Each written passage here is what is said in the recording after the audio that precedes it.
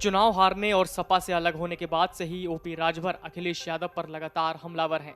यहां तक कि उन्होंने अखिलेश को एसी कमरे से बाहर निकलकर लोगों के बीच जाने तक के लिए कह डाला था, जिसके बाद उनके इस बयान को लेकर अखिलेश यादव ने उनको नसीहत न देने की सलाह तक दे डाली थी। वहीं अब डिंपल यादव के मैनपुरी से चुनाव लड़ने की घोषणा और नामांकन दाखिल करने के बाद ओपी राजभर एक बार फिर से अखिलेश यादव पर हमलावर हैं। ओम प्रकाश राजभर ने उपचुनाव के बीच एक बार फिर सपा अध्यक्ष अखिलेश यादव पर निशाना साधा।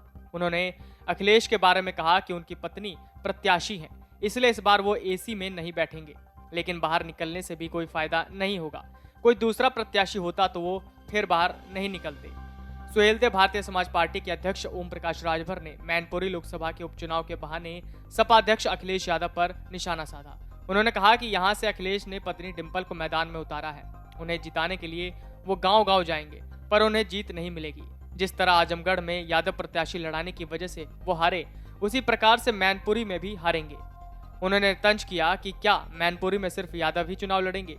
ओम प्रकाश ने मंगलवार को मीडिया कर्मियों से कहा कि मैनपुरी लोकसभा क्षेत्र में यादव के बाद सबसे अधिक शाक्य हैं, लेकिन सपा ने यहाँ कभी पाल, कश्यप, बिंद, मल्लाह, केवट आदि पिछड़ी जातियों को प्रत्याशी नहीं बनाया।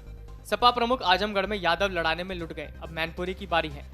उन्होंने कहा कि कुछ टटोलने के बाद ही भाजपा ने शाक्य पर दांव लगाया होगा। उन्होंने कहा कि मैनपुरी में सुभाषपा 2024 के तैयारियों का आकलन करने के लिए प्रत्याशी उतारा है, किसी को हराने या जिताने के लिए नहीं। अखिलेश और मायावती दोनों दलित और पिछड़ों के दुश्मन हैं। इससे पूर्व राजभर ने दारुल सफा स्थित कार्यालय में उपचुनाव नगर निकाय की तैयारियों की समीक्षा की। उन्होंने कहा कि पार्टी पूरी दमदारी से निकाय व उपचुनाव में उतरेगी। राजभर ने कहा कि कोई किसी का गढ़ नहीं है। आजमगढ़ सपा का गढ़ था, उपचुनाव में ढह गया। रामपुर और मैनपुरी भी उसी रास्ते पर है। उन्होंने कहा कि शिवपाल यादव की चुप्पी बड़ा संदेश दे रही है। भाजपा ने जिसे मैनपुरी से प्रत्याशी बनाया है, किसी से छिपा नहीं कि वो प्रसपा के नेता रहे हैं और शिवपाल के करीबी हैं।